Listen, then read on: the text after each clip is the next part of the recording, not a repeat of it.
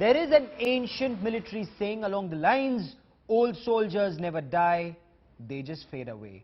With a long-standing, unmet demand for one rank, one pension, India's war heroes appear to be fading out of the government's priority list.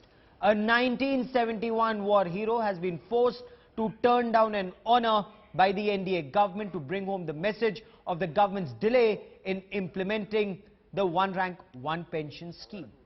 Wing Commander S.D. Karnik has chosen to boycott a ceremony planned by the Maharashtra government to felicitate him. When this invitation came, I said, yes, of course we must honor, because after all the Raksha Mantri is coming, the Chief Minister accompanied an invitation there. But then I got a feeling. So the feeling I got was that there is no action, talk only. You pay peanuts and you get monkeys. Our Jawans and the lower rank, they retired at the age of 35 to 37 and so on, about that age. And then subsequently, when they reach 60, that is the time, as they grow up, their commitments keep on increasing.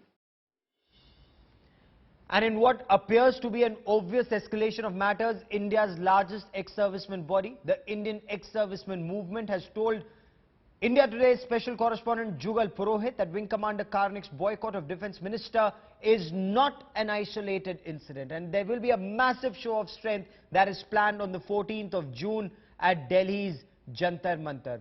All veterans bodies from across the country have been asked to participate in this. A very critical issue that emerges is whether or not ex-servicemen will participate in the Republic Day parade next year. Remember, there's always a contingent of ex-servicemen that marches down Rajpath on the Republic Day on the 26th of January. But this time, in case one rank, one pension is not implemented as promised, veterans say they may choose not to march down Rajpath. Well, I can only say as much as I know, which is that the Ministry of Defence is very seized of this problem, and to the best of my knowledge, a lot of progress has been made with regard to the progress on the one rank, one pension, and rest is up to the government to take the final decision on it. Do we have a timeline?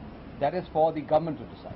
The General Secretary of the Indian Ex-Service Movement is now with us, Group Captain Gandhi. Sir, my first point to you, Wing Commander Karnik has taken a step which is a step which says in itself a lot. Are you with him? Wing Commander Karnik has taken a very, very courageous step. It is very important to note that a serviceman is given a gallantry medal for his exceptional services and bravery beyond the normal individual on the battlefield. This is a very, very prestigious medal. He is a Veer Chakra awardee. If he is so annoyed, that he is ready to give away his felicitation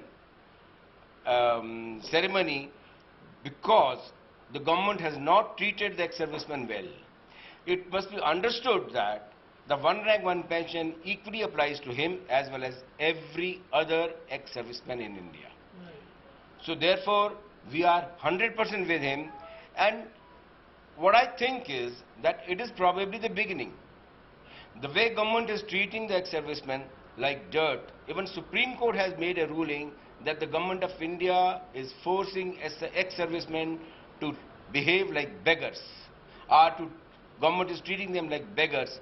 For every demand, for every fight, for every pension amount which ex-servicemen win from the Armed Forces Tribunal, to the minimum of 1,000 rupees per month, government drags them to the Supreme Court level. So finally Supreme Court got fed up with the government and told them that you are treating ex-servicemen like beggars in India. I want to bring in India Today's Jugal Purohit for more on this. Jugal, the Prime Minister, on the auspicious occasion of Diwali at the Siachen Glacier, promised implementation of one rank, one pension. Defence Minister Manohar Parrikar has repeatedly promised that one rank, one pension will be through. Where is the problem? Well, Gaurav, it seems that the problem is just where it was, be it under the NDA or the UPA. It's about the implementation. Remember, one rank, one pension, even before Narendra Modi spoke about, found a mention in the UPA's final vote on account in February 2014. The NDA's first interim budget also mentions one rank, one pension, but the order to actually operationalize the same is what has been extremely elusive.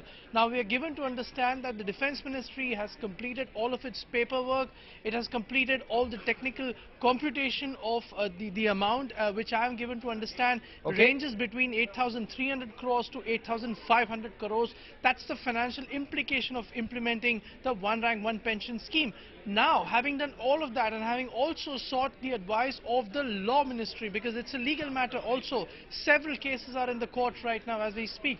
Having done all of it, the matter is now resting in the North Block in the Finance Ministry on the desk of Arun Jaitley. It now remains to be seen. Is there a time frame, Jugal? Is there a time frame for implementation of one rank, one pension? Because it's been promised by the Prime Minister, it's been promised by the Defence Minister.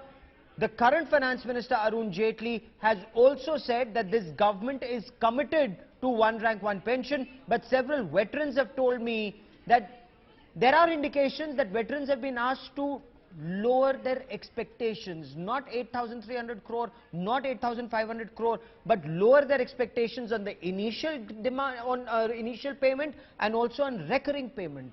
Precisely, Gaurav. In fact, in July, when Arun Jaitley was holding charge of finance and defence, it was reported that after a meeting of the ex-servicemen, Arun Jaitley actually told them to lower their expectations. So, of course, now the file is with him in the finance ministry. There are obvious implications that people will draw out of it. And to answer your question about the timeline, well, Manohar Parrikar in January, in an interview to India Today, said that by July, one rank, one pension will be implemented. Now, when we asked him on the first year completion, he said, I do not want to give a deadline. I cannot possibly commit to a deadline. It only goes to show, Gaurav, that even though a lot of work has happened, it's for whatever reason, inexplicably so, impossible for the Defence Ministry to commit.